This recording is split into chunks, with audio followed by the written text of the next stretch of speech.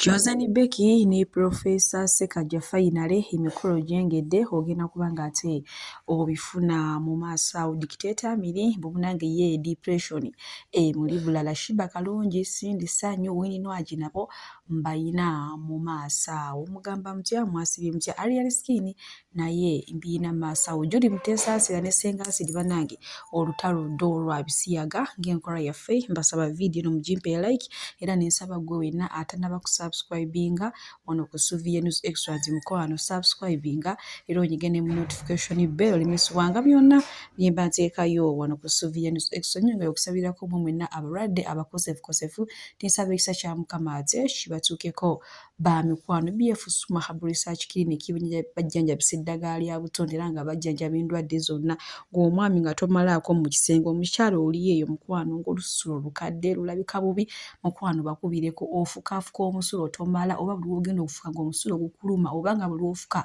ofuka musaayi omutwe gubeera gukulumaaluma pressure alusa biki byonna bakubireko bagenda kubanga ate bakuzaawo butereevu Sheikh Ashraf Dembe naye nga musomi wa dduwa era ng'akolera ddala ku nsonga z'amaka oyagala kufuna butuuze bweru bakubireko munange sigenda kulwisa era nga nkutandise n'omuyimbi omunene amanyikiddwa nga Spice era ng'ono mu Jamaica agenda kujja Uganda omwezi ogwa December era munange abayimbi be Uganda be balonzemu abagenda okuyimba kwe kuli Cindy Sanyu Shiba Kalungi wamu ne Winnie Nwagi kyokka Shiba Kalungi agenda kuddamu abeere ku stage emu ne Winnie Nwagi kino nno twawuzzaako Winnie Nwagi nti kati ki ky'owulira okubanga ogenda kuddamu oyimbe ku stage emu ne Shiba Kalungi agambye nedda ebyo munange mwe abateekawo entalo zammwe naye nga nze ne Shiba Kalungi tuli bulungi nnyo kati munange nno nekindaga nti basindiketi ne bashiba holekisi babayinza okubanga entalo bazirimu bokka naye nga abakulu eri okuva abakulu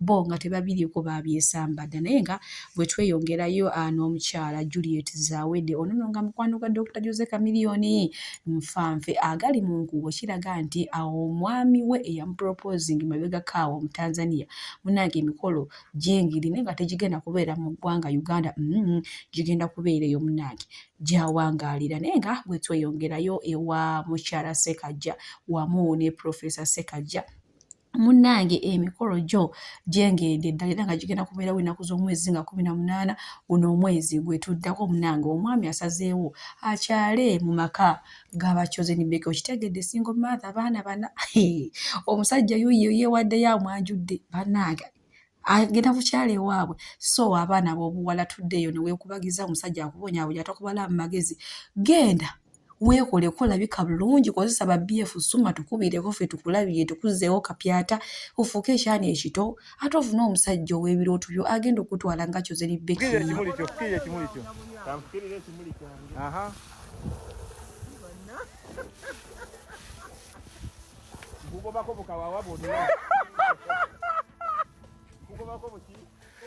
mugobeko kawawa naye empeta tetugiraba leta nayo tukufuikire mwami Ssekaggya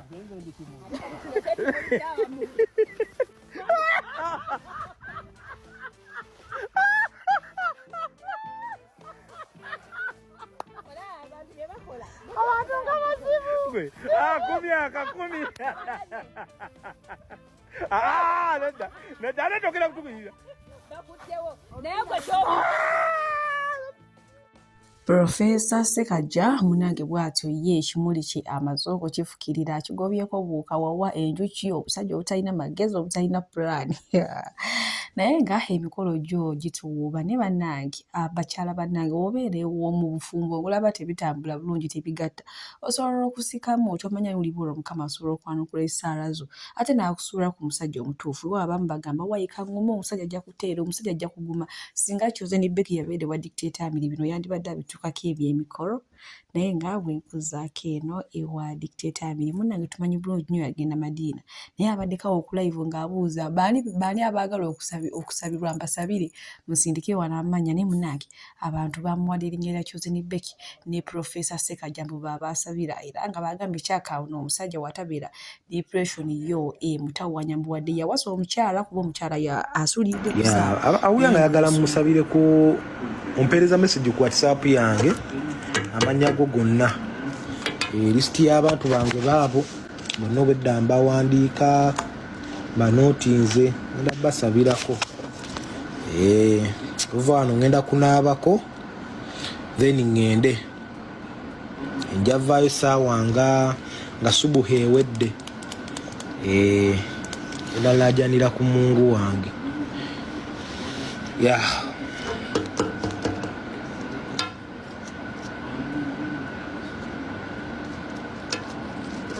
awo no wetuyimiridde bantu bange naye abantu bo tebeewumuzaako munnange mu depression ye mutawaanya musajja watte omusajja ayagala kusabira bantu abasabye amannya gammwe gwe ayagala okumusabira erinnya liweeyo ayina akanotibook mwawandiika ndowooza watuuka wali oba ku kaaba ng'amannya ago kyakaagasoma munaaye naye nga bwe nkuzaako eno olunaku lw'ejjo Bebe Cool yavuddeyo n'ategeeza abaana ba Fangoni nti munnange temweraliikirira temuddamu kukaaba CEO wammwe Alien Skin agenda kuvaayo naye nga tulowooza oba byakusaaga naye twali tuli awo nga omukulu yatuuse dda ku Fangoni weewaawo emakindye ku kkooti wabaddewo obukuubagano bungi nnyo era abamu baakubiddwa naye kasita yavuddeyo era buno obudde ali free ndowooza naye emisango gyonna gibadde gimusibwako takyagirina kati ali abutaala ngenda kuba mbatuusaako wano akatambi nammwe ate emusobole omwewulirako ate malimba wakala ng'afulumya ekkomero tetuli baagafu era bonna abeeraliikirira omusajja waffe ali bulungi temufaayo edda mmanyi nti abantu babuuza Alien ajja kuba bulungi era ali bulungi bakakamu yamaani byebyo naye nga Alien Skin buno obudde ali wuwe naye olwa amawulire agavaayo nti embeera gy'alimu alinganga omulwadde mbu babadde bapanze bamutwale mu kkooti bamusibe okumalira ddala emyezi 3 kati munayegerera omukozi olwalabe bino n'agamba nedda mwana mulenzi ono hitmaker kapande wasomye kafu alina okuvaayira n'atema wooda nti mbawadde eddakiika 24 ng'avuddeyo okitegedde era nga bo ba Fangoni Soldier munnange bali mu kwebaza omwami ono ekikolwa kye yakoze mbu ekyokugoberera amazima kubanga mbu Alien Skin baali bamuwaayiriza mbu nga ye taatangako omwana jasimbu palapase waaba True Leader 123 nga gemanya kantwala omukisa guno okwebaza General Muhoozi Kainerugaba nti weebale nnyo kuba na mukwano ogwa nnamaddala eri generation y'abavubuka weebale kuyimirira ku mazima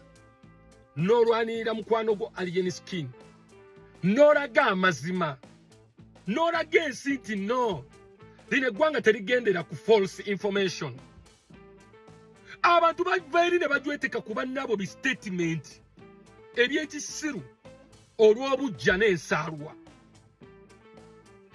ate munnange poliisi n'ebikkiriza n'etakinga action but thank God nti General Muhoozi aina intelligence enoonyereza n'etegeera ekinyusibwa we kiri. Yes, General Muhoozi weebale nnyo weebalire ddala kuteeka mukono mu nsonga zino n'onoonyereza mpaka Alien Skin waafunye eddembe lye. Kuba bano abantu babadde babaze ku Alien Skin mutwala mu kooti emusindika eruzira okumala emyezi 3 kampeyini ya Museveni mpaka weggwa nga bo babala ddiiru ndala ne General Muhoozi omaze n'okiyiwa nkwebaza nnyo weebalire ddala ekyo kikufuula General wa generation eno it at least otwala obudde n'onoonyereza n'osengejja kuba abantu bangi bafuna obuzibu olw'empalana oli ne bakera ku makya ne bamuteekako omusango gw'obutemu naye nga mpalana ya mulala ye mukozesa ekyeri munne. We salute you General Muhoozi Kainerugaba weebale nnyo weebalire ddala ku representinga nakulaga mukwano n'amazima aga Fangoni Forest era Fangoni Boss Mafia embeera bwetyo munnange bwe yasuze mu baana ba Fangoni basuze mu masanyu meerere era nga beebaza General Muhoozi olw'omulimu gwe yakoze yagambye gwe alina Alien Skin obadde okimanyi nti prostate gland bwezimba otandika okulumizibwa ng'ofuuyisa okufuuyisa buli kaseera n'oluusi okufuuyisa omusulo ogulimu omusaayi kino kiri nnyo mu bami abakuze emyaka era nga kisobola okuviirako okufuna prostate cancer ebyo okubyewala kozesa prostate relax capsules ajjanjaba prostate gland nedda mu sayizi yayo entuufu olwo oba weewaza okufuna obulwadde obwo prostate relax capsules capsules za butonde 10 ku 10 zikolebwa aba BF Suma zakakaswa Pivok ku UNBS baku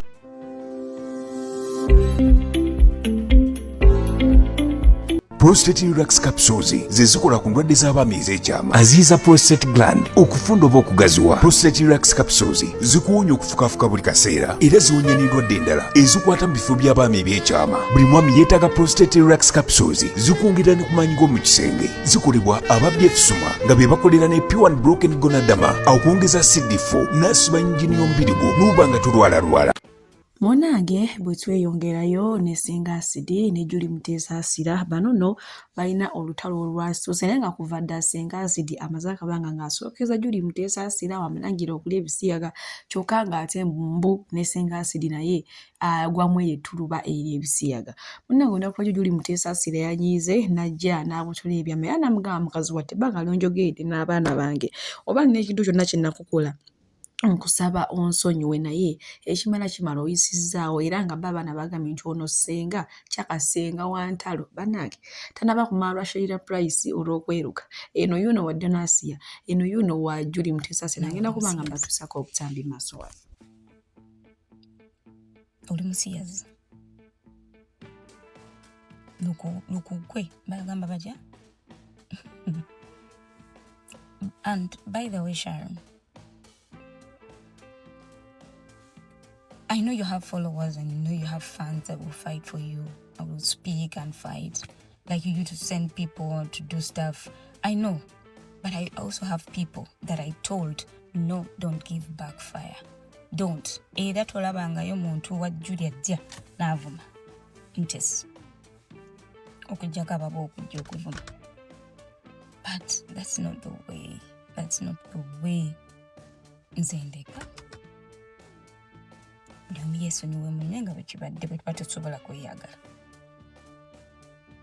However much you sin nakusobya, God is my witness. Mukama okutwala abaana bange. Saakusobya nako. No mulundi nogo. No. But you've been bashing me on the internet. You've been doing A, B, C, D to Z. And I know my kids are going to see this. I know my family is going to see this. What wrong did I do? I welcomed you to my house 3 consecutive times, but you failed to come because you thought I was going to do something wrong, which personally I can't. I'm not that kind. You calling me names, no ganti nkwatira abantu bendera. Ntigamba nalujja atanjagala. Whatever nonsense you talked in that video. You had to bring up my name. Last year in October, was it October? We had a call after 2017 till last year. Was it last year? But 2024. It was a call. 3 of us were on that call with a person I won't mention the name. And whatever we talked, Mubyonna, you ended up and said, Julie, I'm sorry. If I wronged you, I'm sorry. And I said it's fine. And I thought things are done. And I said sorry too if I failed you in any way. And by the Wednesday, a Chintoecha Christianity or what? Sharing become, because you say I hide in my morals in Christianity. I'm just like that. That's how my heart is. Omutima gwange is pure. It's pure, Sharon. So, if you think I want to fight with you, if you think I want to come back for you, no, I don't. Because we all know if I came back, how things will be. And I don't want to. However much you say, you have all the info that will destroy my family. I'll say that back to you, that I have all the info that would destroy your family. So I think it is better for both of us. If we can't love each other, if we can't like each other, is the good word. If we can't like each other, let's leave it alone. I called you several times to my house, and you thought I was going to bash you in my house. And you refused to come. Why? Because you are afraid that I was going to do something wrong, which I wasn't. I was calling you to my house purely to settle up things and to be okay. Because I'm not the kind of person what grudges. No. Like you say, ndi mukazi mukulu. Yes, ndi mukazi mukulu. I'm almost 50. Ndi mukazi mukulu, true. And God saying me, Sharon, I don't hate you, but all I wanted you is to acknowledge your mistake or mistakes. Gwe nga yaliko mukwano gwange. Why did we fall out? Things happen. So, when you live in a glass house and you start throwing stones, it doesn't make sense, Sharon. It doesn't make sense at all. Doesn't make sense. Tetusobola kubeera bukookolo fembi ne tutandika okugeyangana. Nti nkutte ebisiraani bibeera mu maka. How would you say that to someone nti ekisiraani?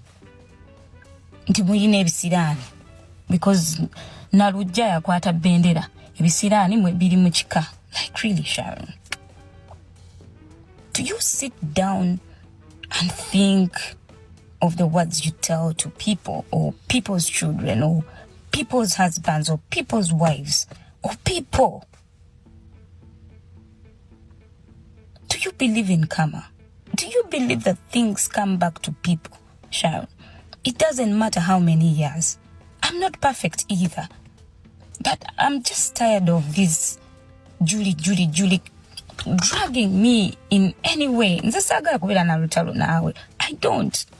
Abalungi abatuuliriza era abatulaba olunaku olwaleero tuchaddeko ewa Sheikh Ashraf Dembe. Sebo sanyusa okubalaba amannya agange Seeka Ashraf Dembe akola ku bizibu by'enjawulo. Omuntu singa aba alina ebirwadde musomereddwa tumwa amazzi ga lukuya nga bw'obadde ogalaba tugenda abantu ku kyoto ne twokya emizimu emibi egibabaamu n'okulomba edduwa. Abantu singa abeera ng'ali wano atuuse sobola okumulombera edduwa ne waba atatuuse nga mpadde amannya ge naye ng'ali wala maneetaaze. Enamba yange yeno eri 0701763711. Namwe bannyinaffe abali ebweru oyagala okuba nti oyagala okulombera ku dduwa ng'olina ebizibu viza zibuze amaka gakolongotana sente zikola zimpita mu ngalo ojja kumpeereza ekifaananyi kyo n'amanyago ebyo byokka bijja kummala nja kukulombera edduwa ojja kutereera. Olunaku olusembayo mu mwezi mba n'edduwa eyawamu ffenna n'abalwadde bange abakadde n'abapya. Salaamu alaikum wa rahmatullahi wa barakatuh.